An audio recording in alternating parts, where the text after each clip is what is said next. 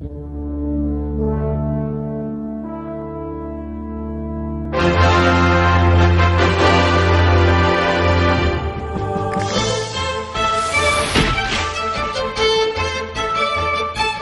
every country in the world, cola dominates. We feel that we have to plant our flag everywhere, even before the Christians arrive.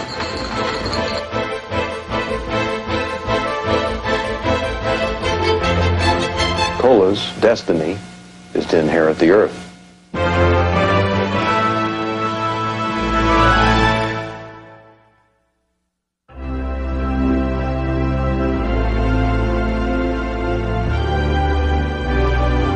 There is a company that is home to a sacred formula, a secret so closely guarded it is locked away in a dark vault.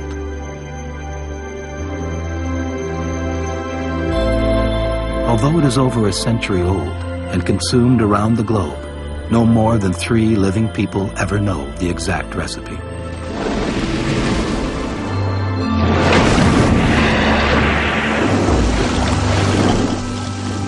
It is the formula for Coca-Cola, a brand consumed more than 900 million times every day.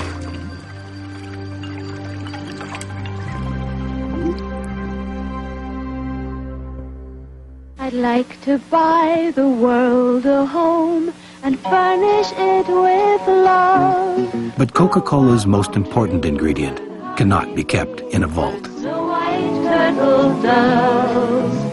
The camera is panning to these happy, beatific faces. They're filled with the spirit. And keep it company.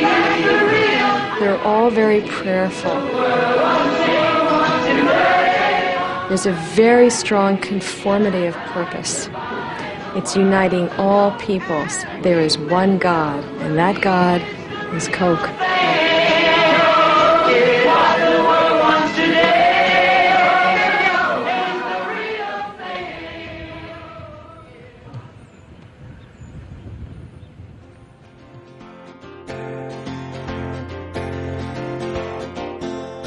All night, all day, angels watching over me, my Lord. All night, all day, angels watching over me.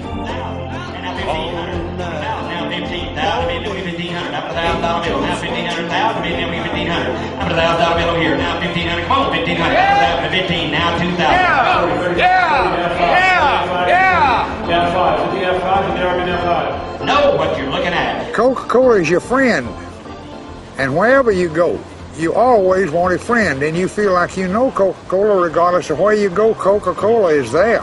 It's like coming home to mother. I'm going to 15, 17, 50 then. I'm going to 15, now 17 and a half. I'm going to 15, now 17 and a half. Come on, 17 and a half. The first one that I ever drunk on the street, I thought I was going to die because I sneezed through my nose. And it just like to blowed my head off. Well, these are Coca-Cola sunglasses, which is very comfortable. This is the first time I ever had them on because they're a collector's piece. I don't know. Here's a 1929 Coca-Cola soda tray. And did you notice how they use ladies on all their serving trays? I believe that's what sold Coca-Cola a lot was, they'll probably get held for this, the exploit of women. They're not too slutty looking, that's for sure. They all have a very definite elegance. Ice cold Cokes, $2. Ice cold. That's my last one. Cokes. It's a Coke. Ice cold Cokes, $2. Devotion to a product that is 99% sweetened water has little to do with taste and everything to do with image. The creation of Coca-Cola as the most recognized brand name on earth is a story of marketing genius that begins over a century ago.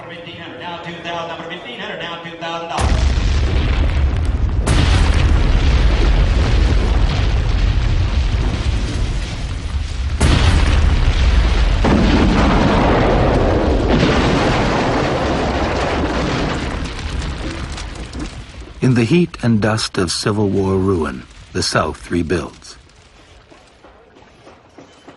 America is changing from a land of farmers to an urbanized society. and the rapid pace of life brings a host of new afflictions. Southerners become hooked on painkillers for their wounds and tonics for their nerves. They are the perfect prey for a new army of medicine men selling patent elixirs. Ladies and gentlemen, it has been my great privilege many years ago, whilst traveling through the mountains of Paraguay, to find the Ackley Indians drinking the juice out the cacti. I have here tonight a few bottles, which I am selling for $1. It cures horseness! Only the first to buy a bottle. On the cobblestone streets of Atlanta, a man named John Stith Pemberton hurries back to his lab. Like many Civil War veterans wounded in battle, Pemberton is addicted to morphine and looking for a cure. Some people collect stamps and coins or baseball cards or whatever, cars.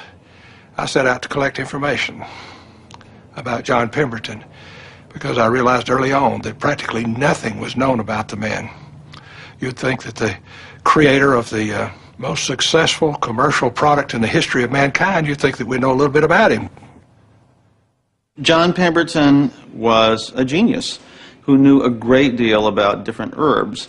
And as the steamships began to bring more and more exotic ingredients from all over the world, and he started reading about these in international drug journals, he became very excited about the properties of the coca leaf from Peru and the cola nut from West Africa. I think he was particularly interested in the coca leaf because he saw cocaine, which is the principal alkaloid of the coca leaf, he saw cocaine as a possible way to get off of morphine. Pemberton begins his experiments by combining the extracts of the coca leaf and the cola nut in his version of a popular French wine drink. Cocaine, the latest wonder drug, is widely believed to relieve fatigue and increase sexual desire. The cola nut adds a dose of caffeine. Soon, Pemberton's French wine Coca is selling as an exotic cure-all. It may not be that, but the buzz is unmistakable. In 1885, Atlanta voted to go dry. And so he decided that he'd better take the alcohol content out of French wine Coca. And he modified it over the winter of 1885-86. And by May, he had perfected it, and he had named it Coca-Cola.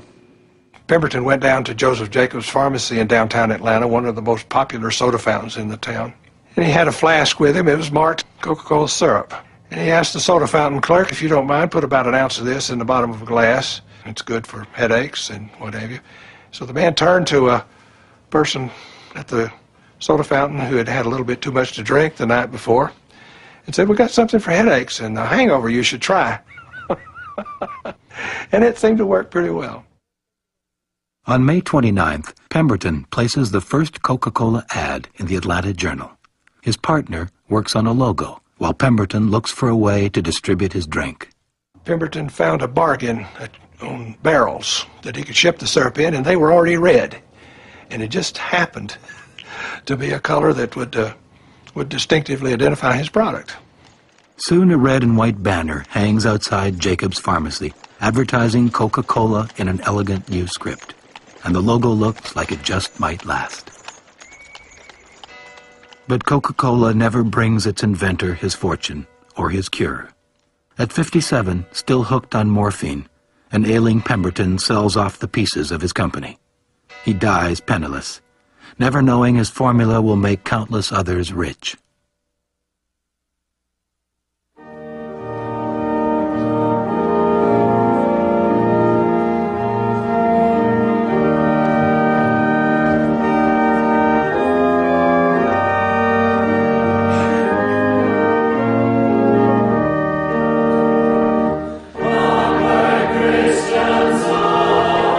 In 1888, a pharmacist and devout Methodist picks up the pieces of John Pemberton's failed dream.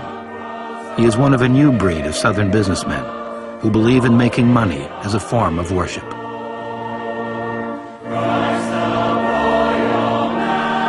The This is a portrait of my great-great-grandfather, Asa Griggs Candler, who was the founder of the Coca-Cola Company and is quite often referred to in Atlanta as the Coca-Cola King.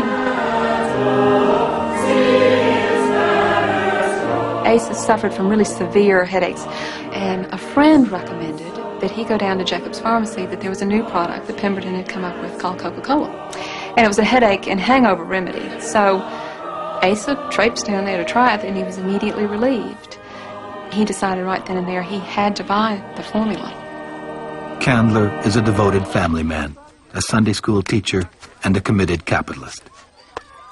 He modifies the flavorings of Pemberton's formula and codenames them 7X. Obsessed with secrecy, Candler removes the labels from the ingredients, never writes down the formula, and does his own mixing behind the locked gates of his Atlanta mansion. He treated it like the Holy of Holies. It was a very secretive procedure. Only certain people were allowed to be there, and you had to be able to smell the ingredients and know that they were right and be able to taste it. He had to be able to roll that syrup over his tongue and know that the mixture was correct. He referred to Coca-Cola all of his life as my golden elixir, and he believed it with a fervor that many missionaries have about their faith. American advertising really grew out of the patent medicine industry. If you were trying to sell a sewing machine, you didn't need to advertise it. Sewing machines, patent medicines, nobody really did need. They really didn't work, most of them. So in order to sell the patent medicines, you had to really push them, and you had to make outrageous claims. Candler's claims are directed mainly to businessmen. A Coca-Cola taken at 8, he promises, energizes the brain till 11. Like a prophet, Candler sends his missionaries across the South to promote his new drink.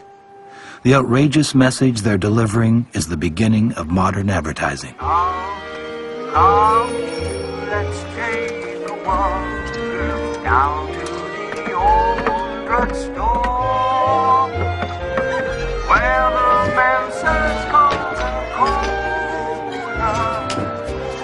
The soda fountain was an adjunct to the drugstore, and when these drinks were purveyed there, they were purveyed as drinks that were refreshing and healthful. And among them, Coca-Cola came to be an important drink. They started getting letters, particularly from women, saying, please stop advertising this stuff as a patent medicine, because I like it. I like to drink it. I don't want to feel like I have to be sick to drink this stuff. So Candler said, hey, there are more alive, well people out there than there are sick people. Why not advertise to the masses? Coca-Cola as brain tonic soon becomes delicious and refreshing, a drink for young moderns.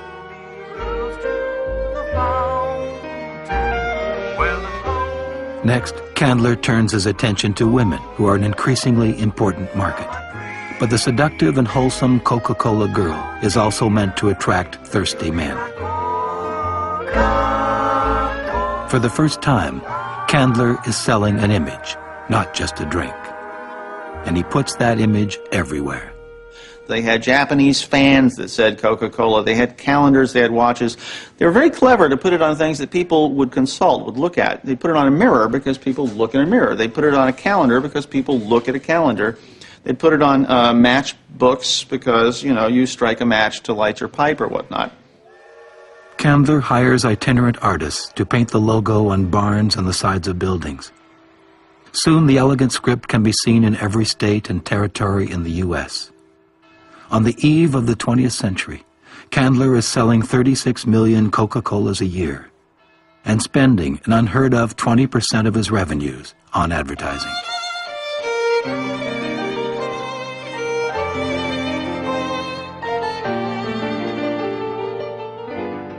By 1904, Coca-Cola is so successful that Candler commissions a skyscraper in his own name.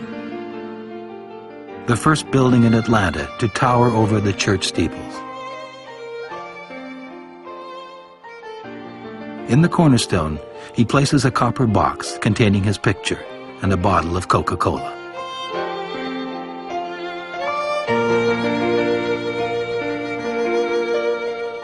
The word Coca-Cola was almost magic.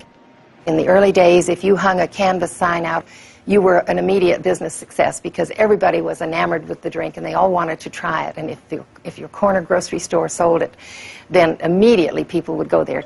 And so some other drinks came out. These are what we refer to gently as imitators.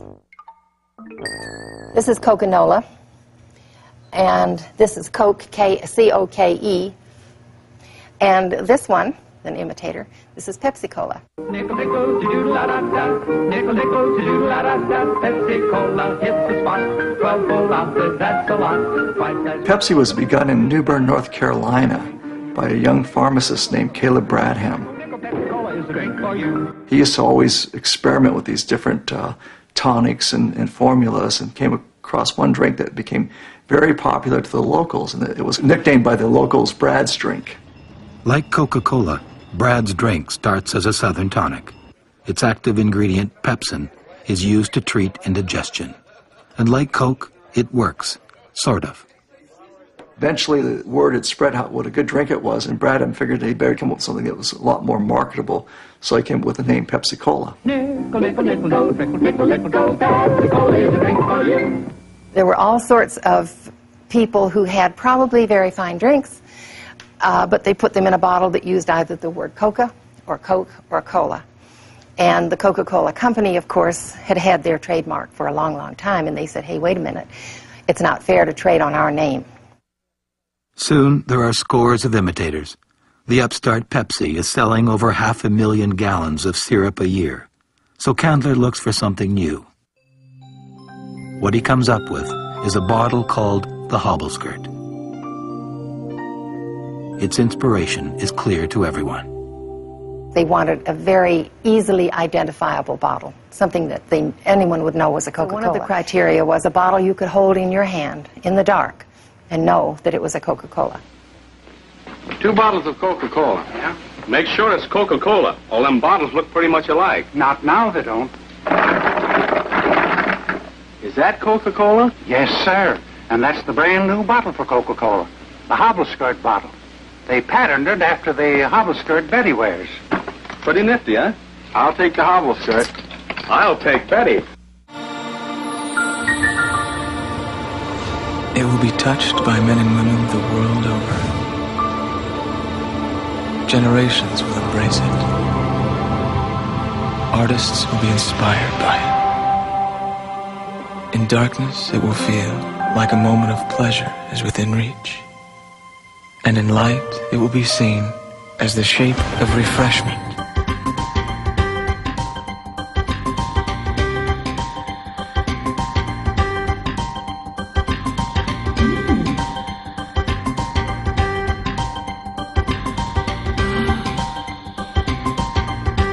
It's ironic that Coca-Cola had taken all of the cocaine out by 1903, and yet people continued to think that it had drugs in it. It was called dope all throughout the South, or a shot in the arm, or a morning's morning, or another brick in the Candler building. They still use the coca leaf to this day in their drink, but they decocainize it first, so there's absolutely no cocaine in Coca-Cola anymore. In a way, the idea that Coke had this mysterious, sinful quality to it helped. It wasn't just a soft drink. It had a little touch of sin. Oh, mother, you wouldn't know your child. Oh, mother, I'm getting awfully wild. I am drinking Coca-Cola now. If it did give it an allure, I will say this. I have a cousin on the other side of my family, not connected with Coca-Cola, who went to school, and the head woman in their dorm would tell them, now girls, nice girls, never, ever take 2 aspirins and a Coca-Cola. It makes you do wild things. Makes you do things you will regret. As soon as we were out for our afternoon of freedom, we would head to the nearest drugstore, buy a bottle of aspirins, and we would sit there at the counter and drink Coke and take aspirins and see what it made us do. Each girl began to shimmy and shake. Then where she hollered out, goodness sake, oh mother, if you could just see, this is the life, dear, for me. The U.S. government actually sued Coca-Cola in a very widely publicized trial in Chattanooga in 1911. Harvey Wiley who was the father of the Food and Drug Administration, personally decided that he hated Coca-Cola. He didn't think that they should have caffeine in a drink that children were drinking. And what Coca-Cola did to defend itself at this trial regarding children was to say, no, children don't drink it, which was preposterous because clearly they did. But ever since 1911, Coca-Cola had an unwritten rule never to show a child under 12 in an advertisement drinking the beverage. So they were sort of put in a spot. How are they going to appeal to children? Because they still wanted to get kids to drink this stuff. Coca-Cola's answer is to use youthful models, to come close to the line, but not go under it. They know a kid who grows up on Coke is the best guarantee there is of a future drinker.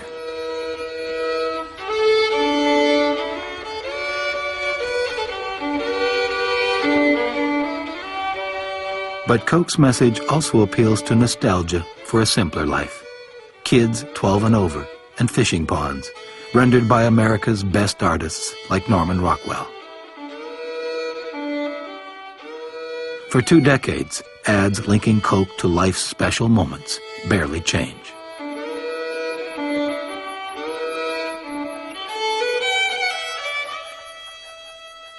Very few people know that Coca-Cola actually gave us our modern version of Santa. Before Coke came along, Santa Claus was St. Nick. You know, St. Nicholas was a tall, sort of severe, skinny guy who often wore green or yellow or sometimes red. In 1931, Coca-Cola hired Haddon Sundblom, and he painted a fat, jolly St. Nick who wore Coca-Cola red. Haddon Sundblom was known as the leader of the Chicago School of Illustrators. A whole bunch of other illustrators, Harry Anderson and Pruitt Carter and people like that, all studied and painted his way. But Haddon, he had the Irish virus himself. You know, he liked to tipple, as they say, and they were afraid maybe he'd croak, so they had him do like 5 years of Santa Clauses into the future.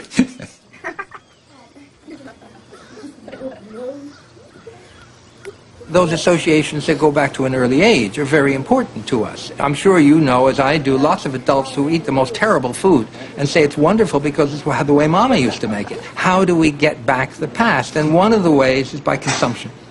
So that consuming something that brings back earlier associations is very important to people, particularly a commodity that has, by this time, acquired so much special weight in the society.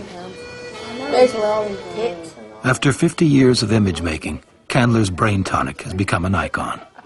The most advertised consumer product in America. But even Coke's ad men know consumer loyalty, like youth, doesn't last forever.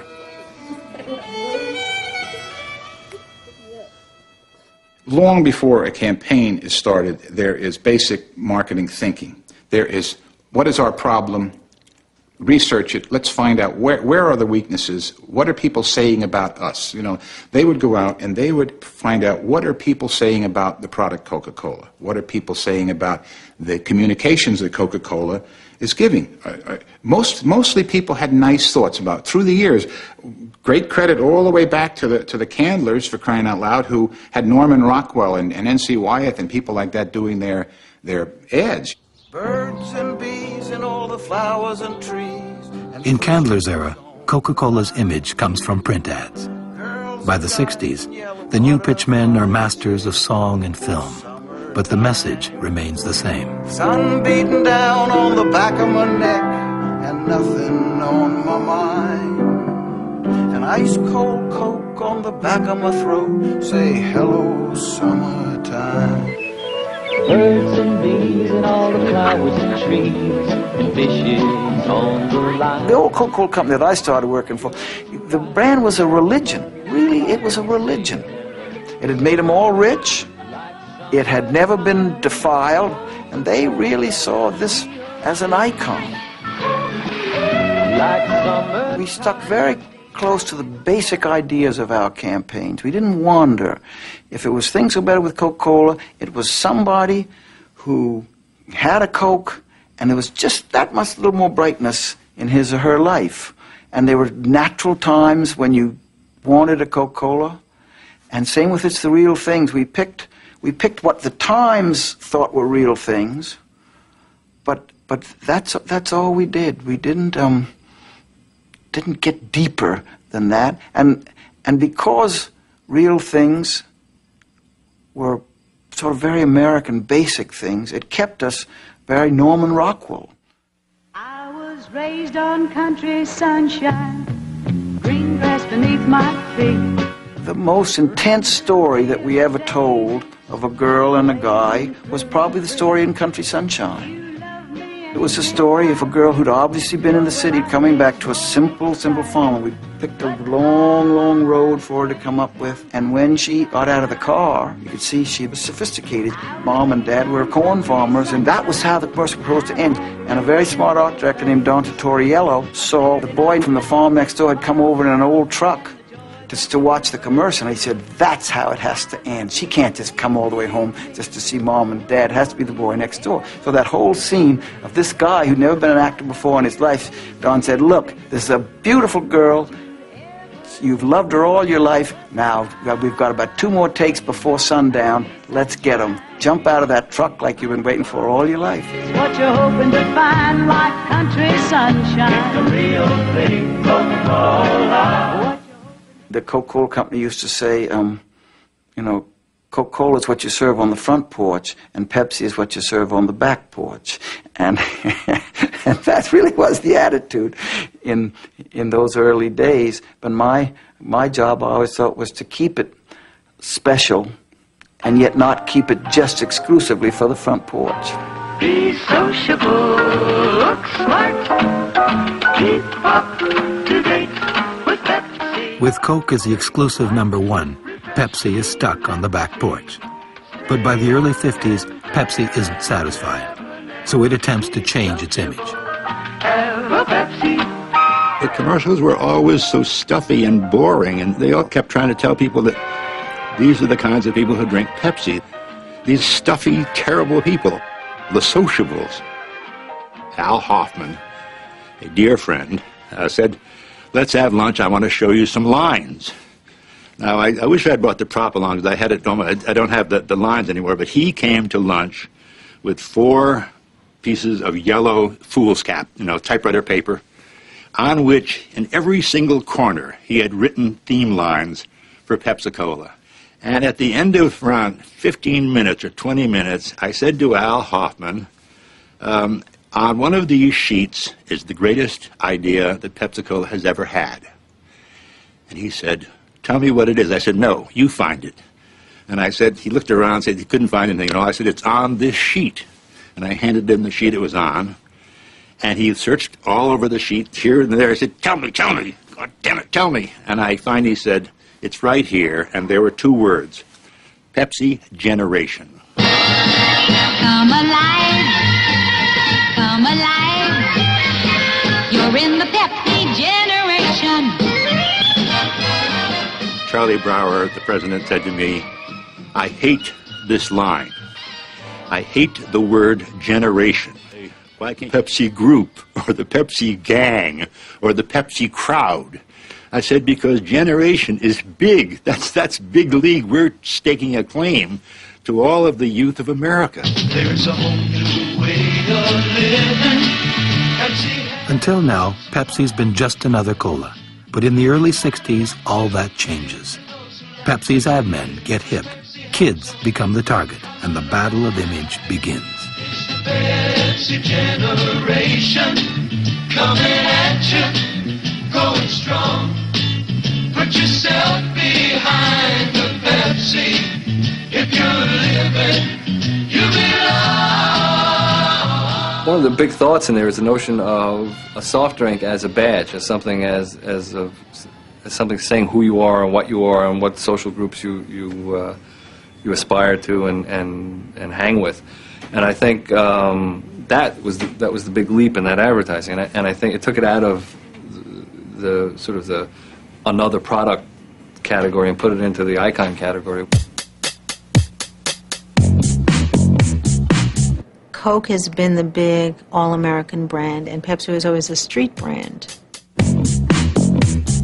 It's more like the brand to the left, more of a renegade brand, more of a down and dirty brand. You're a whole new generation. You're dancing through the day.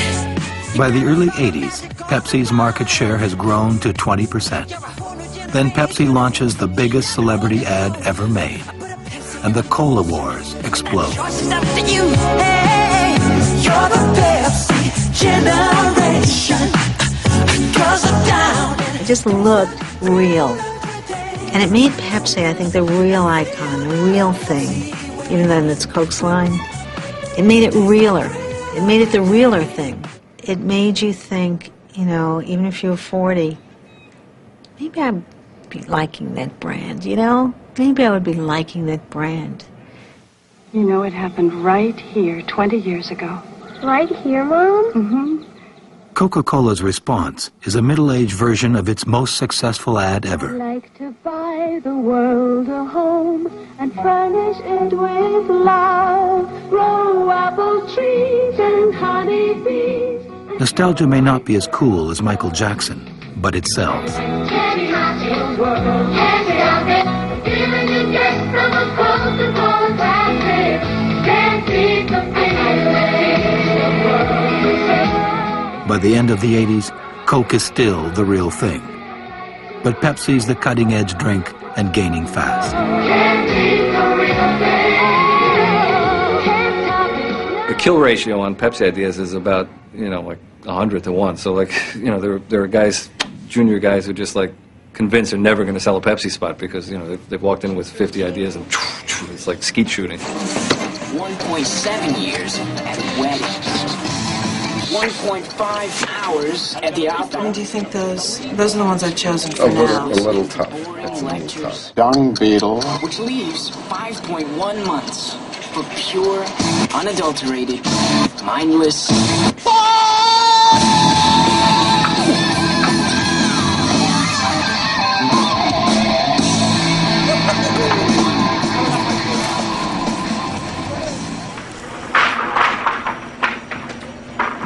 Making fun commercials about a fun drink is anything but fun.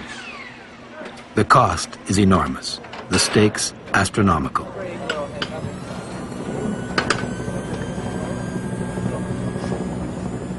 This 30-second Pepsi commercial will be seen by 95% of all Americans at least once over the course of the next year. No. Burger with cheese. Hey, no, I said a buddy burger, buddy cheese, funny. Come on now. Buddy, listen up. Forget it, right? Come on now. Forget the burger. Forget the fries. Okay, just give me a large Pepsi. All I really want is a Pepsi. Pepsi! Yeah. Action, guys. With very little difference between Pepsi and Coke, all either drink is selling is image. And image, as any ad man knows, is hard to define. But it's got to come across loud and clear. You need to get the intercom fixed.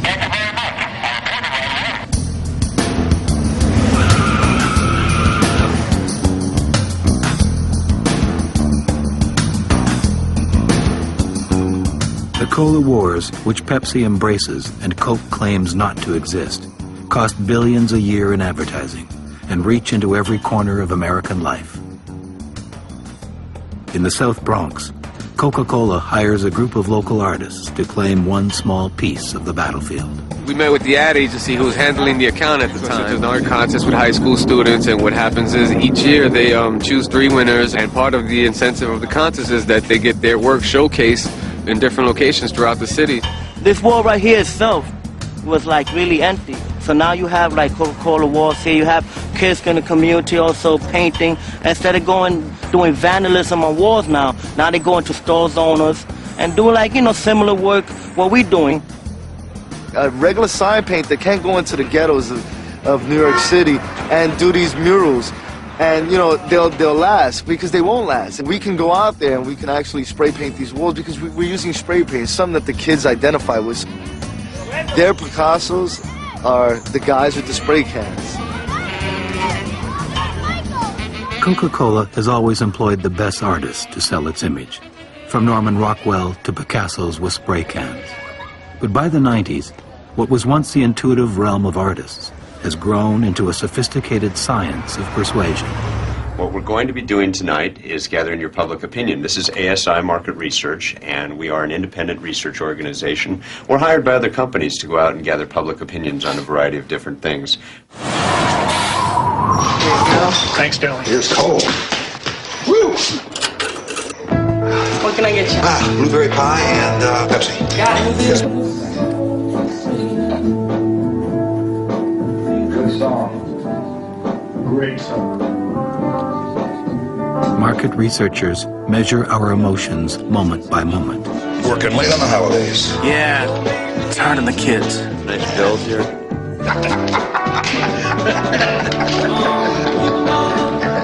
They want to know why we choose one cola over the other when their tastes are virtually the same.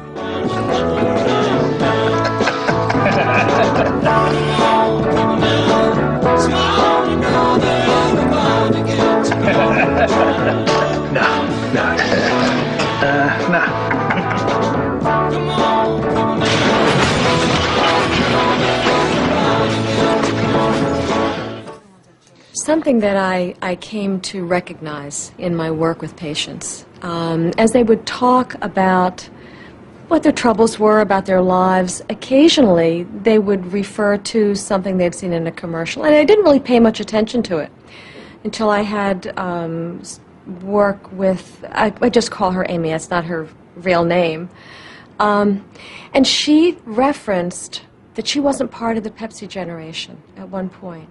She felt like she had never been part of the youth generation that was singing and dancing and having a fine time.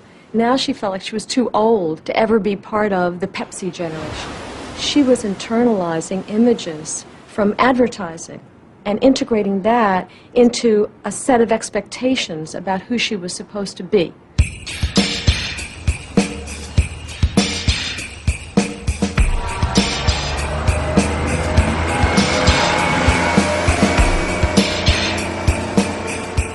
In Times Square, we're bombarded with million-dollar images telling us who we're supposed to be. But even in this consumer circus, one product dominates. It takes more than material things to be happy. It takes more than that Mercedes. It takes more than that gold bracelet.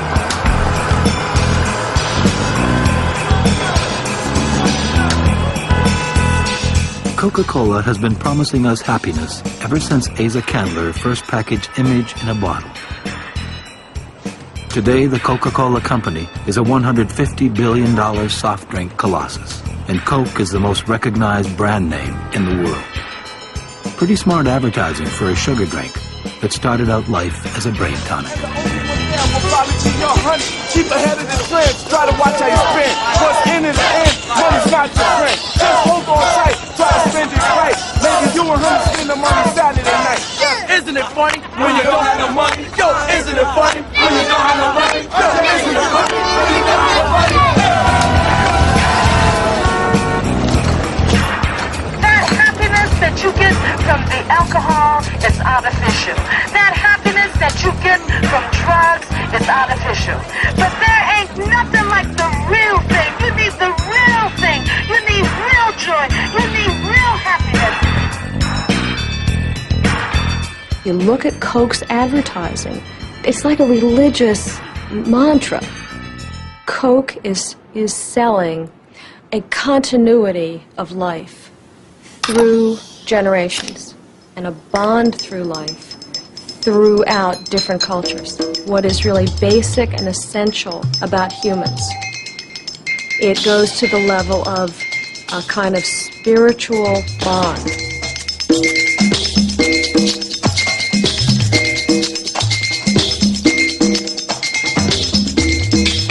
There's all that harmony in distinction to how someone is actually feeling.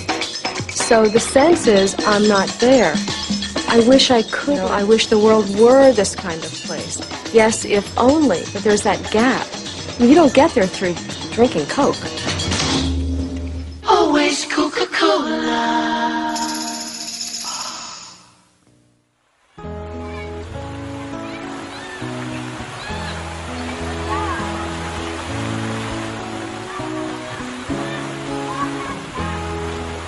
I'd like to talk a little bit here about the Coca-Cola Museum in Atlanta, Georgia, because I find it such an interesting American institution.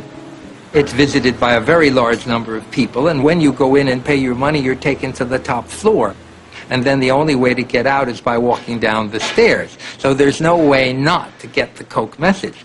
The first thing I saw there on getting to the top floor was a short film in which a man with silver hair and a fatherly expression said to us, "You know, in the final analysis, Coca-Cola really doesn't belong to us.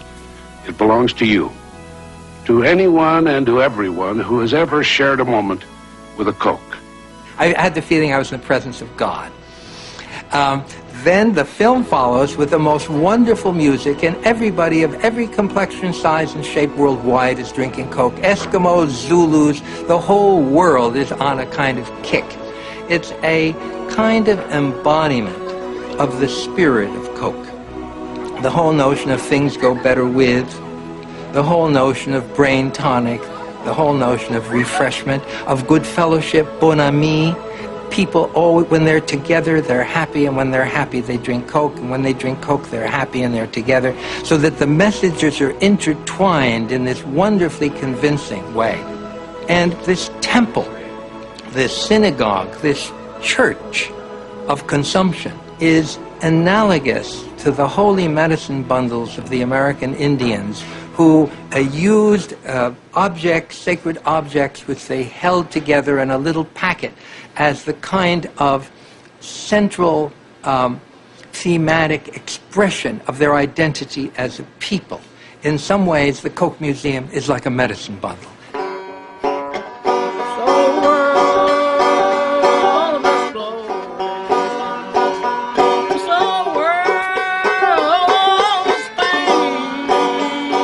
In Candler's time, sales meetings are closed with onward Christian soldiers. Then the missionaries hit the road.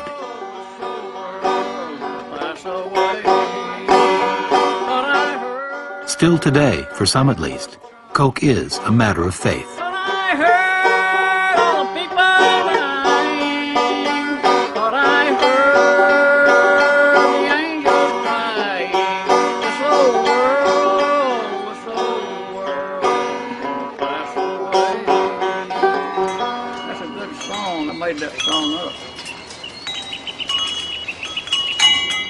As a symbol for his religion, Christ chose the wheat seed.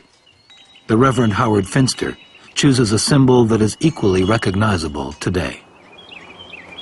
When Christ made a parable of the wheat seed, why did he do it? Because everybody knew what a wheat seed was.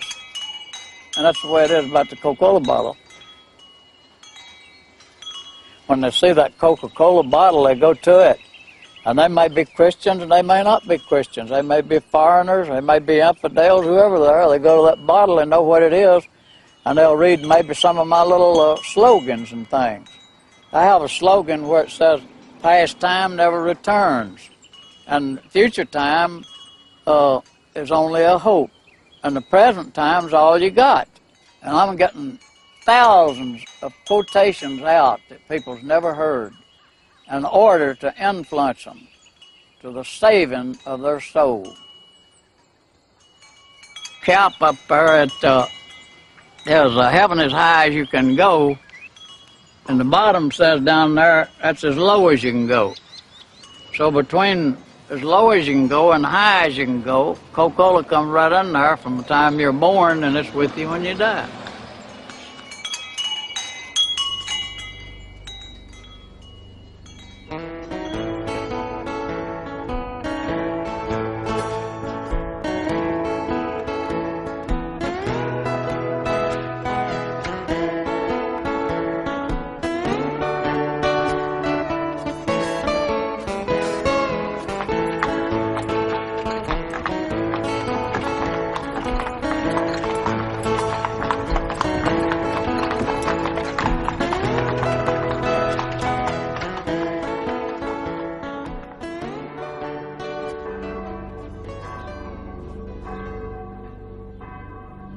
Over a century ago, Asa Candler took a unique formula and a flair for image making and made them into something akin to a religion.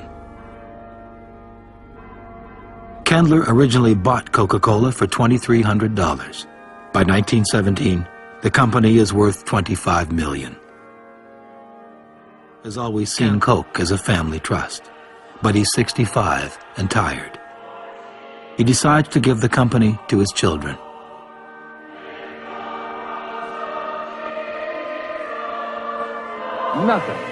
Nothing else gives you the bracing sparkle and the bright little lift that's so delightfully yours in ice-cold Coca-Cola. Coke has a distinctive flavor all its own that no one has ever succeeded in matching. Actually, I got the story from his granddaughter, Laura Candler Chambers, who, you have to understand, I'm going to give you her version of it. When I interviewed her, she said, please understand I was a little girl. She was 7, maybe. They would have Christmas every year, of course, at her grandfather's. There would be the big gift exchange. He started handing out these envelopes, and my parents got an envelope, and all my aunts and uncles got an envelope. And what worried Aunt Laura was she was afraid she was going to get an envelope, and what she really wanted was a present to unwrap, hopefully a doll to play with, which she ended up getting. But in those envelopes were the shares of the Coca-Cola Company. After he had given his children the majority of the stock, they sold the company without telling their father, and it damn near killed him. He just hated it. Not only that, they had sold it to a syndicate of bankers headed by Ernest Woodruff. And Asa Candler hated Ernest Woodruff, as did almost everybody in Atlanta. He was known as a very powerful, very stingy businessman. He was, of course, really hurt. He had given this to them thinking, well, it's a cash cow. The money will always roll in. It's a wonderful product, and if you just manage it right, it will be fine. However, they couldn't manage it because they couldn't get along. At Christmas time in 1924, Candler finds himself alone at the Biltmore Hotel in New York City. He writes to his son, "I never go out. I am terribly lonely. Once I was counted as one of the movers and shakers of Atlanta, and my children looked up to me. Now, I'm a nobody."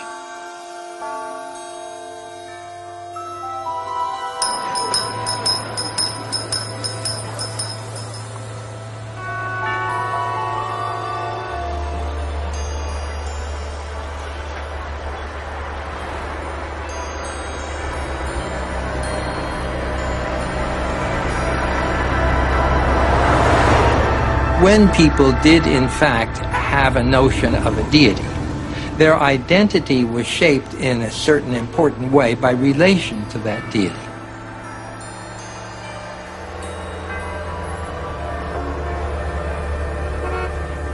To the extent that that feeling has been replaced by the notion that you can build yourself over into what you want to be by consuming, to that extent, consumption has replaced an older ideology.